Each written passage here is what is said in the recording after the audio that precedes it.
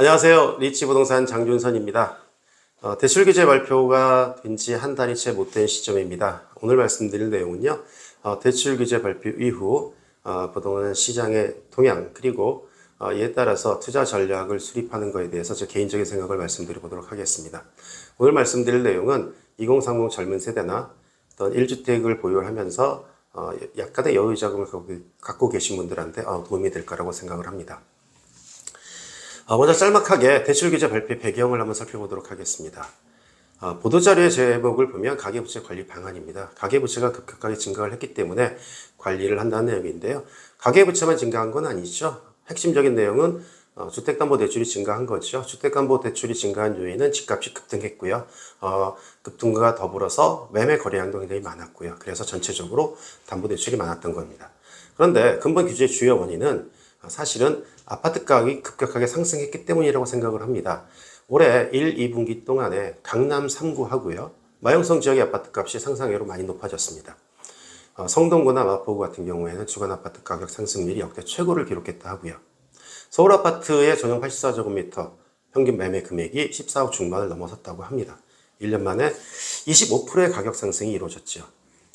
사실 아파트 가격이 이렇게 급등했을 때마다 정부에서는 부동산 대책을 항상 발표를 했었습니다.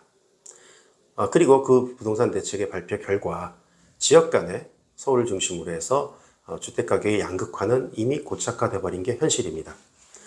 2017년 문재인 정부에서 다주택자 규제를 위한 8.2 대책부터 본격적으로 부동산 규제를 발표를 했지만 그 결과 똘똘한 한 채라는 신조어, 가장 최근에는 얼죽신이라는 부동산 신조어까지 등장하게 만들었던 것이 사실입니다. 자, 그러면 대책 발표 한 달이 못 된 시점에서 서울 아파트 거래량 확실히 감소한 것 같습니다. 가격은 아직까지는 제가 용산 지역에서는 체감을 하지 못하고 있습니다. 그렇지만 신문지상에서는 하락된 가격으로 거래가 일어나고 있다. 이러한 기사는 보도가 되고 있습니다. 부동산 시장의 그 소비 심리 지수를 보시면 6월까지 전국, 수도권, 서울 100을 확실히 상회하는 수치입니다. 가격 전망, 거래 분위기, 시장 기대가 굉장히 높은 수치였었죠. 그런데 대책 발표 이후 서울 아파트 거래량은 확실히 하락한 것은 명확한 것 같습니다. 통계적으로 보면 6월 달에 10,000건 정도가 7월 현재는 1,941건으로 큰 폭으로 하락했습니다. 물론 아직 7월이 끝나지는 않았습니다. 대책의 요인이었던 강남 3구, 용산구 거래량 확실하게 감소했습니다. 중저가 아파트가 밀집한 노원구 또 입지 물량이 많은 동대문구 등도 큰 폭 하락한 것이 사실입니다. 이렇게 거래 감소가 지속적으로 이어지게 되면 매물이 증가하고 매물 적자 현상이 발생할 수 있습니다. 이렇게 되면 장기적으로 가격 하락이 이어질 수 있다는 점은 명확한 것 같습니다. 그렇지만 신문 보도와는 달리 한남 뉴타운 등 분들이 선호하는 이러한 지역들은 여전히 매물이 부족하고 가격 하락은 체감이 되지 않는다는 것도 현실이라는 점도 말씀을 드리겠습니다. 자, 그러면 어떻게 우리가 투자 전략을 세울 것인가? 이거에 대해서 언급하기 이전에 우리가 아파트를 구입하는 일반적인 패턴을 한번 생각해 보도록 하겠습니다. 가장 많은 게 주택 청약이죠. 주택 청약을 통해서 새 아파트를 구입하는 것입니다. 그리고 두 번째가 대출 활용을 통한 매수 또는 전세를 활용한 갭 투자 이후에 일정 기간이 지난 다음에 자금이 만들어지게 되면 입주를 하는 형태를 띠게 되거나 아니면 자금 여력이 많으신 분들은 재개발, 재건축의 정비 사업에서 입주권을 매입을 해서 새 아파트가 만들어지면 입주를 하는 이러한 패턴을 보이게 됩니다.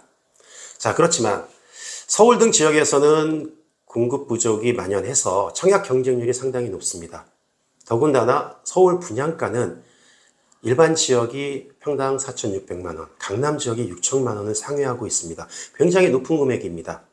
이와 더불어서 아파트 가격 상승을 하다 보니 재개발, 재건축, 정비 사업의 입주권 동반 가격이 상승이 이어졌습니다. 즉 대출 활용이 필수이나 대출 규제로 조달하기가 어려운 것이 현실입니다.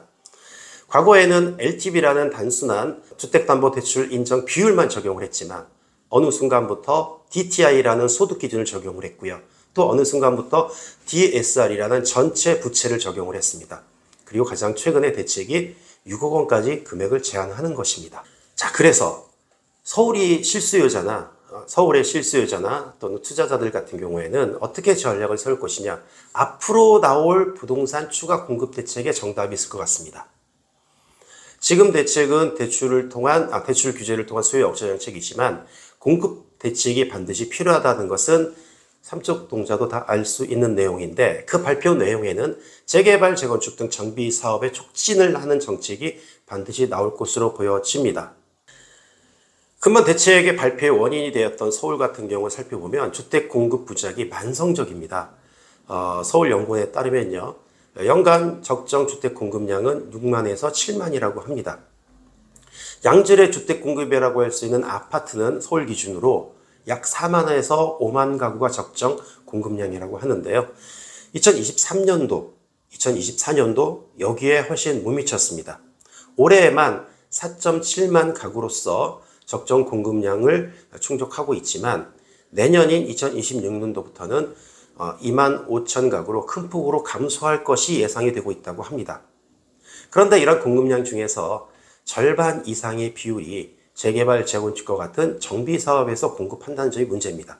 그래서 2026년 이후에 안정적으로 주택 공급을 하기 위해서는 정비 사업의 속도를 높이고 정비 사업에서 좀 더 많은 주택이 공급될 수 있도록 정책적으로 만들어지는 게 굉장히 중요하다라고 보여지고요. 이러한 정책이 나올 것이라는 것입니다. 자, 이렇게 정비 사업에서 주택 공급을 확대하기 위해서는요, 여러 가지 난관이 있습니다. 현재 서울 주요 재건축 대상 아파트는 중층 아파트입니다. 그래서 신규 주택 공급 효과가 상당히 과거보다 부족합니다. 재개발 지역은요, 지역별 추진 속도에 많은 차이가 있어서 공급 속도가 빠르지 않습니다. 과거에는 뉴타운이라는 광역사업을 중심으로 재개발 정책이 이루어졌었습니다. 그런데 20년이 지난 현재에도 미완공된 뉴타운 단지가 너무 많습니다. 그래서 서울시에서 오세훈 서울시장이 시장으로 취임한 이후에 신속 추진을 위한 여러 가지 방식을 적용했습니다. 그 중에 하나가 개별 구역 단위로 개발을 진행하는 신속통합 재개발 재건축이죠. 그리고 여기에 더불어서 대상 지역을 더 확대를 하기 위해서 소규모 개발이 모아탄건이 등장을 했습니다. 또한 최근 3월에는요. 역세권 공유 확대 등 사업성 제고와 공공지원 방안 등을 서울시에서 추가 발표하기도 했습니다. 즉 정비사업 공급을 하기 위해서는요. 대상 지역 발굴 및 확대가 필요하다라는 것을 서울시에서도 이미 공감을 하고 있다는 내용입니다. 그래서 아까 말씀드렸던 2030 젊은 세대라든지 약간의 여유 자금을 갖고 계신 분들은 초기 단계 개발 지역으로 수요가 집중될 가능성이 굉장히 높기 때문에 이런 지역을 눈여겨봐야 된다라고 말씀을 드리고 싶습니다. 여전히 자금이 아주 풍부한 이런 계층은 입지가 좋은 아파트, 새 아파트, 또 재개발, 재건축, 입주권 이런 거 구입하실 수 있습니다. 다만 대책 발표된 지 얼마 되지 않기 때문에 지금 지켜보고 있다라고 생각이 듭니다. 그렇지만 자금력이 낮은 측은 어쩔 수 없이 지켜봐도 여전히 자금이 부족한 게 현실이기 때문에 결국은 초기 단계 개발 지역이나 가능성이 있는 지역으로 시선을 전환할 필요가 분명히 있습니다. 여기에서 초기 단계 투자라는 어떤 것을 얘기하는 것이냐?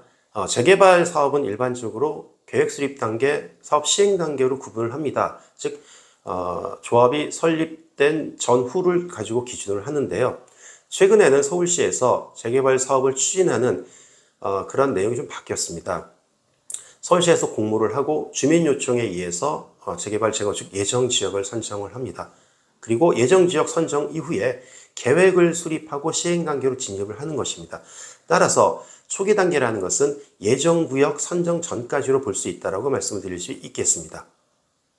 이렇게 초기 단계로 가야만 본격적으로 가격이 상승하기 전이기 때문에 투자 금액을 최소화할 수 있고요. 이러한 초기 단계 지역 내에서도 투자 금액을 최소화할 수 있는 이러한 유형의 매물을 선택하는 것이 좋은데 그러한 유형이 바로 다세대 주택, 일명 빌라라고 하는 상품이 되겠습니다.